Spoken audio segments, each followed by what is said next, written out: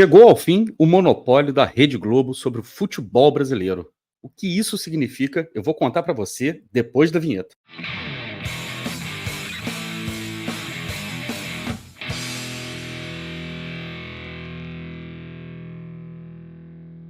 Olá, eu sou Tarsilo Delfim, o Caboclo, estou trazendo mais um conteúdo aqui para vocês no canal do Caboclo. Muito importante que eu quero dizer para vocês em primeira mão o seguinte: o canal do Caboclo vai passar a ter lives semanais. Isso mesmo que você está escutando. Lives semanais no canal do Caboclo. Estou trazendo isso aqui para vocês em primeira mão. A princípio, as lives vão acontecer nas terças-feiras. Isso eu estou resolvendo ainda com o meu parceiro que vai participar das lives aqui comigo, a gente está resolvendo, mas é muito, muito provável que as lives ocorram todas as terças-feiras à noite, tá? E fiquem ligados nas minhas redes sociais, tanto lá no X quanto no Instagram também, porque eu vou trazer mais novidades com relação a isso, avisando direitinho qual o horário e o dia certo que a gente vai começar, beleza? Isso é um aviso muito importante. A outra coisa que eu preciso dizer para você é que você deixe seu like, se inscreva no canal e acione o sininho para receber as notificações de conteúdos novos aqui no canal do Caboclo. Seja membro Helenos e Helenas do canal do Caboclo por apenas R$ 4,99. É isso aí, por menos do que uma latinha de Coca-Cola, você recebe conteúdos como esse aqui em primeira mão. Você está assistindo o vídeo agora, mas tem uma turma aí, a galera que é membro aqui do canal, que já assistiu esse conteúdo aqui, já me mandou comentário, já respondi e você não pode ficar de fora. Seja membro também por apenas R$ 4,99, gente. Menos do que uma latinha de Coca-Cola. Agora, se você também quiser apoiar mais ainda o canal, você pode mandar um Pix para mim na chave canaldocaboclo@gmail.com. Assim como o nosso querido amigo Fernando Magé, que mandou para mim um Pix e ele fez uma seguinte sugestão aqui. Como sugestão, faça um vídeo elucidativo sobre a evolução e a saúde financeira do Botafogo na era SAF. Está anotado, já está na lista.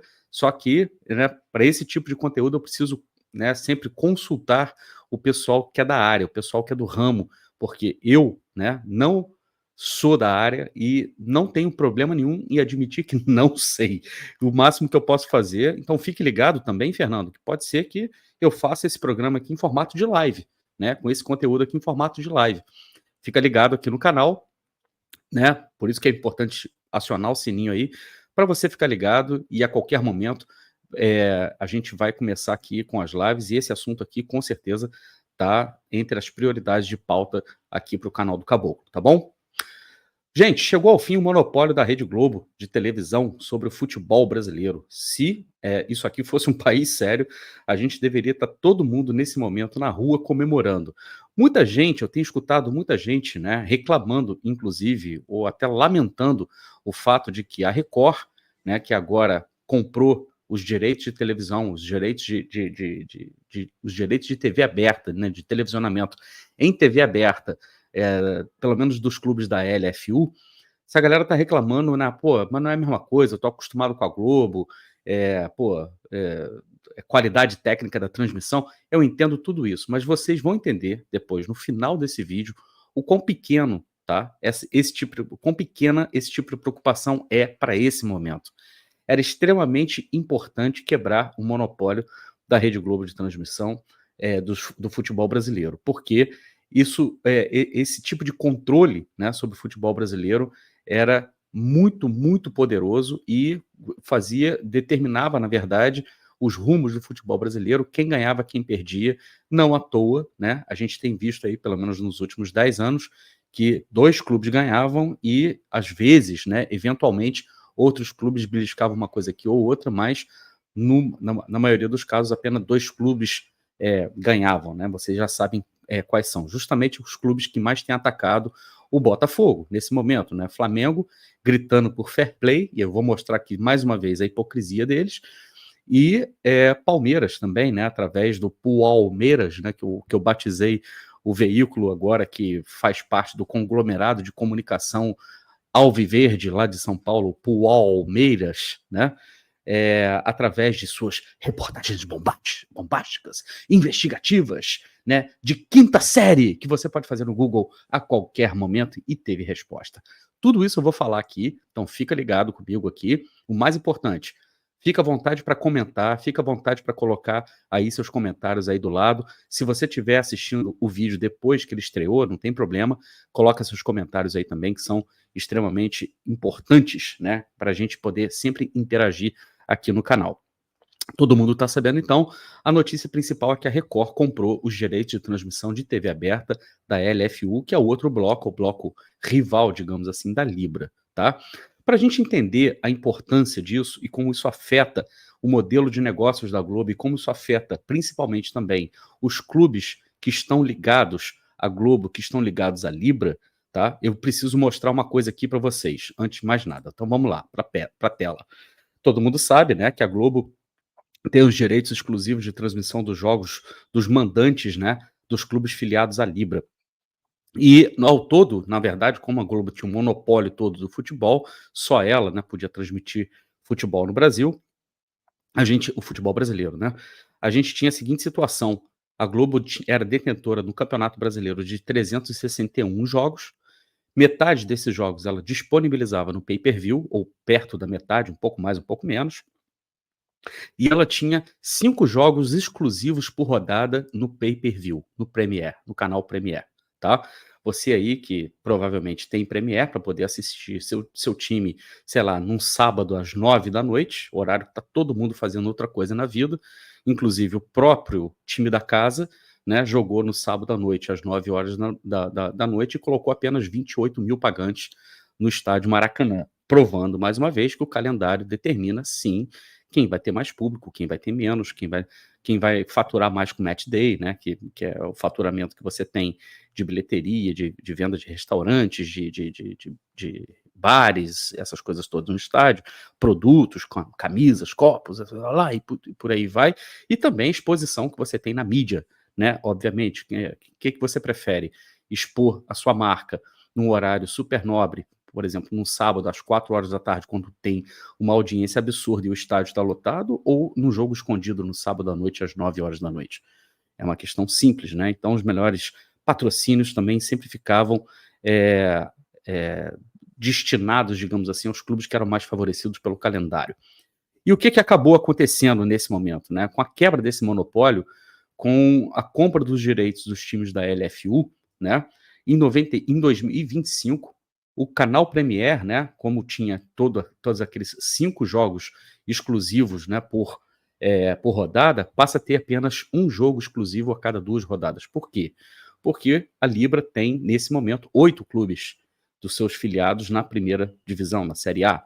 E eles não se enfrentam todas as rodadas, né? Então isso aqui dá mais ou menos uma ideia, né, do quão o Premiere seria afetado. Teve umas pessoas me perguntando isso lá no X, né? Mas como é que isso afeta o Premiere? Por que afeta o modelo de negócios? Porque ao invés de ter 5 jogos por rodada exclusivos no Premiere, eles vão ter apenas um jogo exclusivo a cada 2 rodadas. Por quê? Por causa da lei do mandante. Então, isso aqui fere de morte o Premiere, tá? Isso aqui faz com que o Premiere se torne praticamente inviável do ponto de vista financeiro e comercial. Quem é que vai querer assinar um produto para você assistir um jogo exclusivo a cada 2 rodadas e assim mesmo nem sabendo se vai ser o seu time? Então, assim, isso aqui feriu de morte o Premiere. E qual a importância do Premiere para o modelo de negócios da Globo? E é isso que eu quero mostrar aqui para vocês, o quão importante, né, era o Premiere e o quão, na verdade, o quão maligno é o Premiere para o futebol brasileiro e como ele gerou, como ele é um dos responsáveis por gerar tanta distorção financeira no Brasil. Isso aqui tem uma reportagem da Itatiaia Esporte, né, que vocês estão vendo aqui na tela. Essa reportagem foi publicada no dia 7/2/2024 pelo jornalista Pedro Leite, às 16h11. Quanto cada clube recebeu de pay-per-view no Brasileiro 2023? Olha lá, e no subtítulo, Flamengo foi o clube que mais arrecadou com pay-per-view, tendo recebido 177,3 milhões de reais pelas transmissões dos jogos na Série A de 2023. Tá? Isso aqui, só o subtítulo já é alarmante, já é escandaloso. Mas eu vou mostrar para vocês o restante da reportagem, que é para vocês entenderem o quão maligno e o o pay-per-view, o Premier, distorceu e favoreceu poucos clubes, mas principalmente o clube da casa, em tantos anos de monopólio da Rede Globo e tantos anos de Premier, né, na telinha de vocês aí. Então vamos lá, né? O Flamengo, seguido do Corinthians, foram os clubes que mais faturaram por assinaturas em pay-per-view na Série A do Campeonato Brasileiro de 2023. Os valores foram divulgados pelo colunista Alan Simon, do UOL, que teve acesso à planilha com os números de pagamentos da Rede Globo, TV aberta, TV por assinatura e repasses de pay-per-view. Receitas de pay-per-view dos clubes com a Globo no Brasileirão 2023. Em primeiro, Flamengo, 177,3 milhões de reais, e o contrato indica valor mínimo a receber. Prestem muita atenção nessa informação, isso é muito importante, tá? Corinthians, 118,2 milhões de reais, também com contrato que indica valor mínimo a receber. Grêmio, 56, olha já, o terceiro colocado é o Grêmio, tá? Cai para menos da metade, né? Na verdade, menos do triplo, né? Do que recebeu o Flamengo, tá? Contrato também indicando valor mínimo a receber, recebeu 56,9 milhões. Palmeiras, 50 milhões, valor fixo estipulado em contrato de 2021. Vocês vão se lembrar que o Palmeiras não tinha assinado com a Globo, assim como o Atlético Paranaense, e no apagar das luzes, o Palmeiras conseguiu firmar um contrato mais ou menos dentro daquilo que eles entendiam que deveria ser bom para o Palmeiras, né? E acabaram assinando com a Globo Premier pelo pacote fechado. São Paulo, 27,9 milhões, não tem valor fixo estipulado. Vasco, 20,5 milhões de reais. Cruzeiro, 18 milhões. Atlético Mineiro, 16,4 milhões. Internacional, 15. Fluminense, presta atenção nisso. Fluminense, 10,5 milhões de reais. O Santos, 9,95 milhões. E em 12º, o Botafogo, 9,52 milhões de reais. Veja a diferença de Flamengo, 177,3 milhões de reais, para Botafogo, com 9,52 milhões de reais. Bahia, com 6 milhões, Fortaleza, com 1,96 milhões, Curitiba, 1,6, Goiás, 1 milhão praticamente, América Mineiro, 483 mil, Cuiabá, Red Bull, Bragantino, e por último o Atlético Paranaense, com R$0, porque não tinha um contrato com pay-per-view. Ou seja, o Atlético Paranaense já fazia suas transmissões via YouTube, via Cazé TV, tá? E aí, o que é interessante é que Flamengo e Corinthians lideram os valores repassados referentes ao pay-per-view de forma isolada. Isso se deve por 2 fatores. O primeiro é que cada clube recebe um percentual de participação de suas torcidas sobre o valor pago pela Globo, o que favorece clubes de massa. Entenderam aqui por que a Globo nunca quis internacionalizar o futebol brasileiro? Porque se você fizesse isso, se a Globo fizesse isso, ela quebrava esse modelo de premiar clubes de maior torcida. Nesse caso, ela teria que pagar proporcional a, sei lá, a um tipo de audiência que não é necessariamente o torcedor, é um consumidor. Em inglês, a gente tem a diferença entre fan e follower, tá? Que é o fan, que é o torcedor mesmo, aquele torcedor de carteirinha, às vezes até o torcedor, sócio-torcedor, e o follower, que é aquele cara que não é necessariamente um torcedor desde a infância daquele clube, é um torcedor que passou a gostar, assim como, por exemplo, o Manchester City, hoje em dia, né? Se você for olhar a quantidade de torcida que o Manchester City tem na Inglaterra, é pequeno, né? Comparando, por exemplo, a clubes como Manchester United, como Liverpool, é um clube, digamos assim, até modesto em termos de tamanho de torcida. Mas se você considerar a quantidade de followers, ou seja, de seguidores que passaram a se interessar pelo clube, porque é um dos clubes mais ricos do mundo, é um dos clubes que é um dos melhores times do mundo, tem o melhor técnico do mundo no momento, e por aí vai, o time vira uma máquina. E com isso, ele começa a atrair a atenção de muita gente, que não é, repito, não é torcedor, é consumidor, é um seguidor, tá? Mas eles também consomem, eles também pagam. Só que isso aqui, né, se a Globo fizesse isso aqui, isso desfavoreceria o Flamengo, desfavoreceria o Corinthians. o Palmeiras, o São Paulo, ou seja, os times da Libra, os times que eram de casa. Eu estou falando isso aqui antes do Corinthians romper, na verdade, com a Globo e se juntar à LFU. Aí tem aqui o seguinte: desta forma, se um time tem 5% de vendas, a emissora deverá repassar 5% dos valores. Outro fator é que clubes como Flamengo, Corinthians, Grêmio e Palmeiras possuem quantias mínimas garantidas por vínculo, ou seja, tais equipes não dependem da quantidade de assinaturas feitas por seus torcedores. O rubro-negro carioca, por exemplo, recebe em cima de um percentual acordado na época da assinatura dos contratos, ou seja, é jogar videogame no modo fácil, no modo easy. Né? Independente do seu número de torcedores, independente da sua competência de marketing, você já tem um valor que está lá em cima, garantido para você, baseado em quê? Em nada. Baseado em audiência? Não, porque a audiência, a diferença de audiência de um clube que se diz o mais popular do Brasil, e eles gostam de dizer o mais popular do mundo, eu vou provar isso aqui hoje que não é, tá? Não é grande o suficiente para justificar uma discrepância tão absurda como essa do pay-per-view. E aí a gente tem a seguinte questão: o mesmo acontece com o Corinthians. Ainda que tenha lutado contra o rebaixamento na temporada passada, o Timão arrecadou mais que Cruzeiro e Atlético, tendo recebido 187,2 milhões totais. Deste valor, 118,2 milhões foram de pay-per-view, enquanto 17,6 milhões foram pelo modesto 13º lugar no Brasileirão. Ou seja, a maneira como o futebol brasileiro, a maneira como a principal detentora dos direitos de televisionamento do futebol brasileiro distribui o seu dinheiro, digamos assim, a parte dos clubes, nunca foi uma questão justa, nunca foi uma questão esportiva, ela sempre foi eminentemente uma questão de tamanho de torcida, e isso está consolidado. Como é que você rompe com isso? Se você sair da praça onde esse número está consolidado. A Globo fez algum esforço com relação a isso nesses últimos anos? Vocês sabem da Globo tentando mundos e fundos para tentar vender o futebol brasileiro para fora do país? Obviamente que não. O que a gente viu foi exatamente, diametralmente o oposto disso. Jogos em horários em que, se você mora fora do país, mora nos Estados Unidos, mora, sei lá, na Europa ou mora na China, são, em qualquer lugar que você more fora do mundo, são horários que você jamais poderia parar o que você está fazendo, parar a sua vida para poder assistir, a não ser que você fosse um torcedor expatriado, né, que é tarado para assistir o seu clube, seja lá a que hora for, em que circunstâncias for, tá?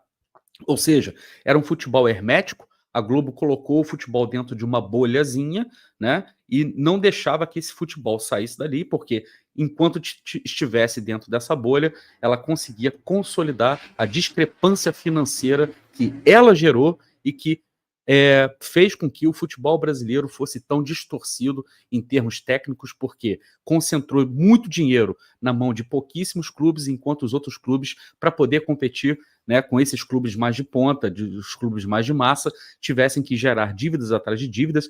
E aí também, eu não vou entrar aqui no mérito da questão, teve muita incompetência por parte dos dirigentes amadores, ainda existe muita incompetência por parte dos dirigentes amadores, mas o fato é, quando vocês olham para esses números aqui e você escuta alguém falar em fair play, tá? É risível, o argumento fica risível. Fair play em cima disso, sabe o que é mais risível? Perguntado esses dias, o presidente do Fluminense, tá? Que arrecadou aqui somente no pay-per-view 10 milhões de reais, enquanto o Flamengo arrecadou 177 milhões de reais, ele, usando o mesmo argumento do presidente do Flamengo, dos seus dirigentes, dos seus cupinchas lá no Clube da Gávea, diz também que é contra o teto salarial que o Textor estava propondo e que deveria haver realmente só fair play, como se fair play fosse apenas sinônimo de você só gastar dentro de um determinado limite, dentro de um limite daquilo que você realmente arrecada.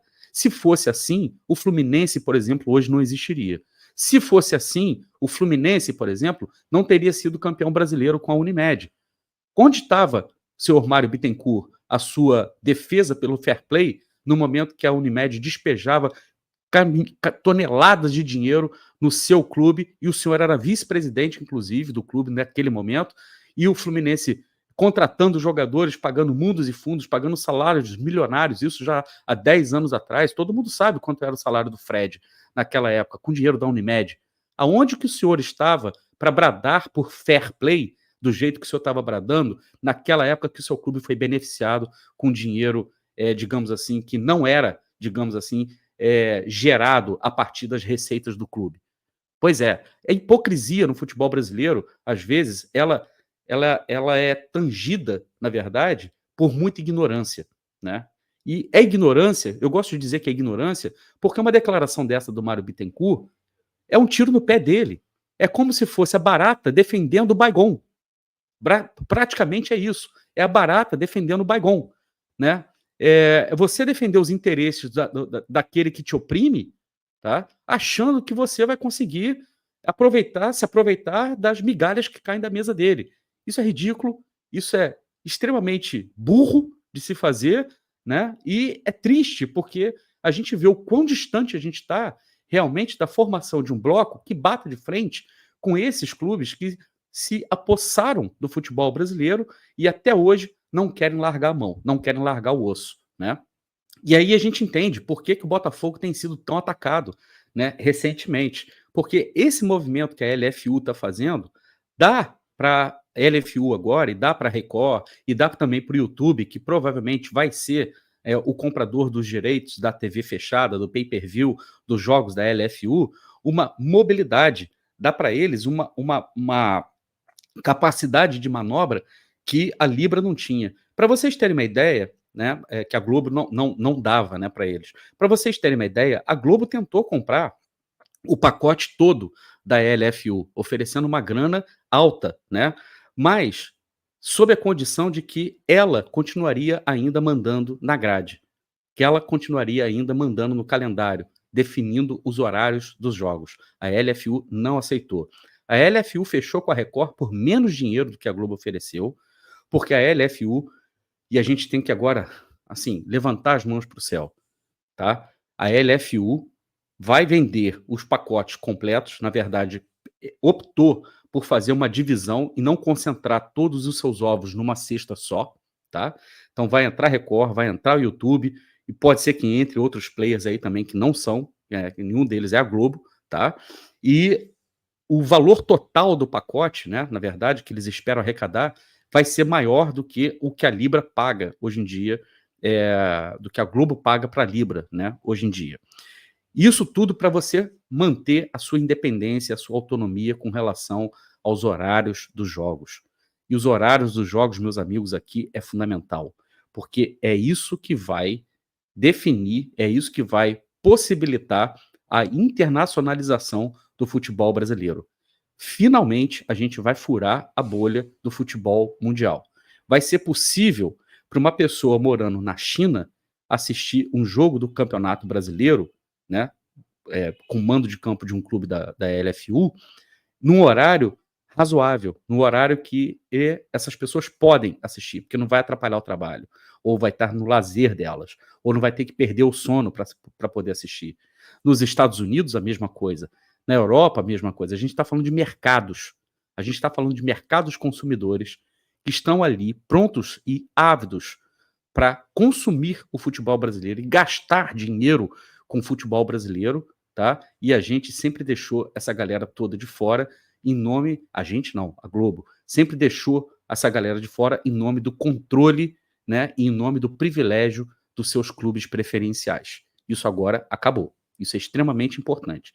Daí os ataques também ao John Textor, principalmente ao John Textor. Mas por quê? Por causa disso aqui, ó, que eu vou botar na tela para vocês, que é uma coisa muito bacana, tá? Isso aqui foi tirado de uma tela, vocês estão vendo aqui. Ali, ó, tem uma lista, né? Não sei se vocês estão conseguindo enxergar, mas tem uma lista ali e tem uma faixa em vermelho no meio daquela lista ali que diz o seguinte: John Textor prepara, né, o IPO dos Estados Unidos para Eagle Football Holdings, tá? Segundo a Sky, tá? Isso aqui foi uma notícia que foi dada na Sky. Eu vou deixar o link para vocês da notícia toda, da reportagem toda da Sky, na descrição aqui, né? Ela tá toda em inglês, né? Mas aí vocês podem colocar de repente no Google Tradutor, tal. Tá só dando mais detalhes disso aqui. Mas eu quero chamar a atenção desse movimento do Textor, que é muito importante, pelo seguinte: todo mundo viu o ataque incessante que o Google fez, o ICL também fez, Eduardo Moreira, que é dono do ICL, que é rubro-negro fanático também, que eles fizeram através do Lúcio de Castro, né? E depois das reportagens foram divididas em 4 partes, todos os dias você via lá Mili Lacombe, o PVC, o Mauro César Pereira, e toda aquela turma ali, Trajano, Bob Fernandes, a galera batendo pesado, agência Spotlight lá do X, né, que eu tô ligado, e é outro também que estava brigando, né, arduamente contra o Textor está nu, dizendo a Mili Lacombe, né, numa manchete extremamente estranha, né, para dizer o mínimo, e o Textor precisou responder. E o que tem isso a ver com esse movimento do lançamento de IPO? A resposta do Textor, a nota oficial dele, vocês provavelmente já devem ter visto, se não viram, está no Fogão Net, depois deem uma olhada lá. Eu não vou ler porque ela é muito extensa, tá? Mas ele rebateu pontos por pontos. Mas o mais importante que ele levantou ali é o seguinte: tudo aquilo que o Lúcio disse ter investigado estava em domínio público. Nada daquilo ali é segredo, nada. A única coisa que se tornou segredo foi a motivação do Lúcio de Castro em omitir os resultados judiciais de todas as disputas que ele menciona ali, pintando o Textor como um grande canalha, como um grande escroque, como um grande bandido. E isso é muito grave. Isso é muito grave. Isso fere diretamente, tá, o código de conduta do jornalismo. Tá? Eu até postei na minha conta no X lá, como que isso feria, na verdade, o código de conduta. Eu tenho um outro conteúdo aqui que eu gravei aqui no canal, que fala justamente sobre isso. Mas mais importante é o seguinte: o que eu falei ali, do código de conduta, coisas que são extremamente importantes no código de conduta, né, que é o artigo 4º, né, do dever do jornalista. O compromisso fundamental do jornalista é com a verdade no relato dos fatos, razão pelo qual ele deve pautar seu trabalho pela precisa apuração e pela sua correta divulgação. Ou seja, ele não tinha o direito de omitir, tá? De omitir do público. E ele fez isso. E aí tem uma outra questão, né, que é extremamente importante também, que seria, deixa eu achar aqui, só um minutinho, a parte 3, né, que é o artigo 9º. A presunção de inocência é um dos fundamentos da atividade jornalística. E o artigo 10 diz: a opinião manifestada em meios de informação deve ser exercida com responsabilidade, tá? Isso é uma outra coisa também extremamente importante.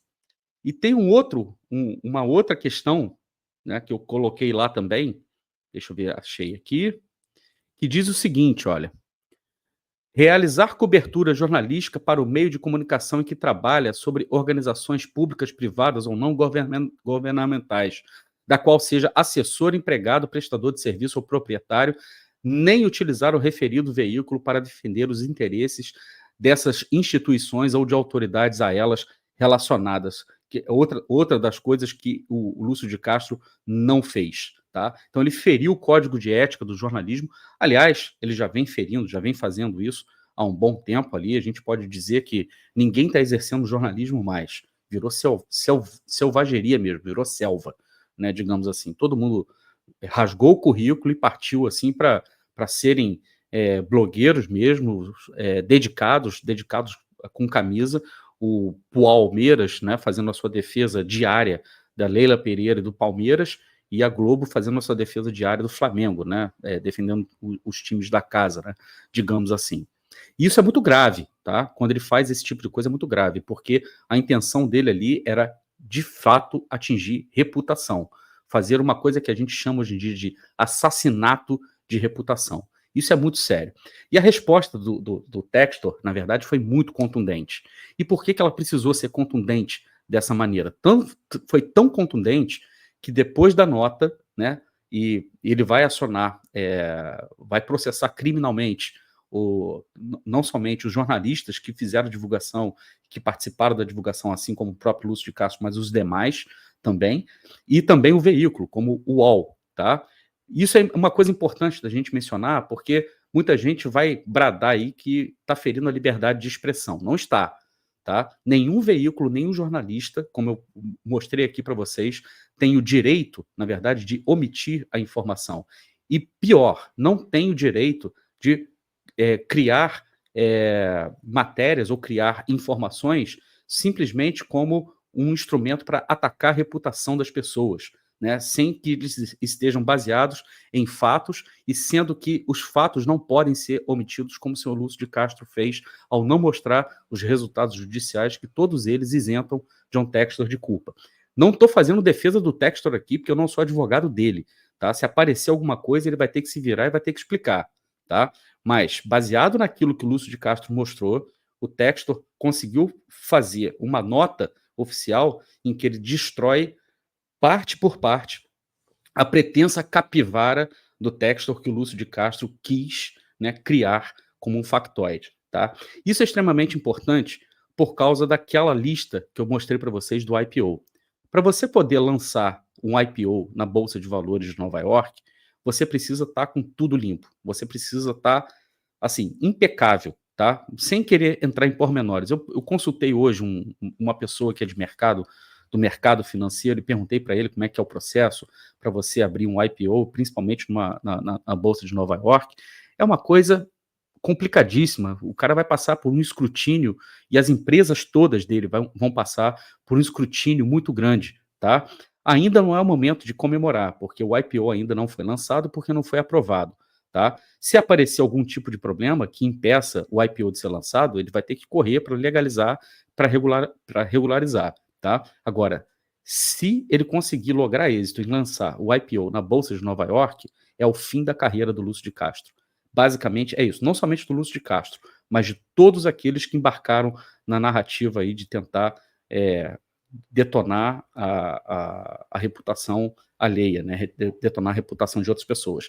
E essas pessoas também serão processadas nos Estados Unidos, porque é um cidadão americano que está sendo acusado de várias outras coisas. Então, quem tem negócio nos Estados Unidos, ou pelo menos planejava viajar para Disney, né, tá ferrado, não vai poder. Lá nos Estados Unidos, as sanções todas vão acontecer. E tem mais relações, assim, extremamente perigosas, né, porque ao acusar o Textor dessa maneira e não mostrar os resultados da justiça americana, todos eles em favor do Textor, ele está lançando dúvida também sobre a justiça americana, sobre a lisura da justiça americana, sobre a credibilidade da justiça americana. Isso é uma coisa também extremamente séria. Bom, o importante aqui é o seguinte: tudo isso que está acontecendo, tá? Se ele lançar o IPO, se o Textor lança o IPO na Bolsa de Valores, a expectativa que eles têm de poder arrecadar, segundo inclusive a própria reportagem da Sky, é de algo em torno de 2,5, 2,6 bilhões de dólares, tá? No lançamento desse IPO. Isso é um valor de início, tá? Que é estimado, pode valer algo em torno de 2,6, 2,5 bilhões de dólares, segundo o valuation de mercado que está sendo feito, tá? Mas, né, pode arrecadar bem mais do que isso. Se investidores entenderem que é uma excelente oportunidade, o potencial é infinito, né?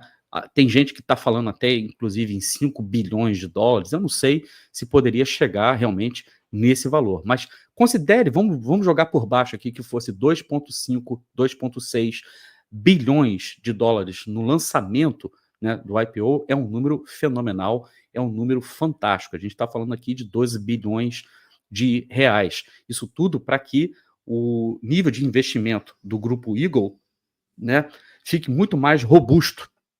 Né? E como esse investimento do grupo Eagle vai ser distribuído entre os seus filiados, a gente não sabe, a gente vai ter que aguardar para ver.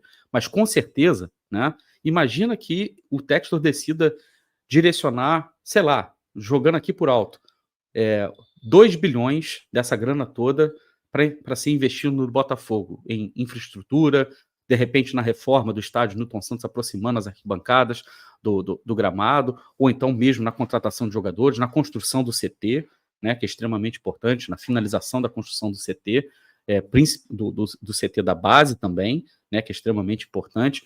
Imagina, por exemplo, esse volume de dinheiro vindo para o Botafogo.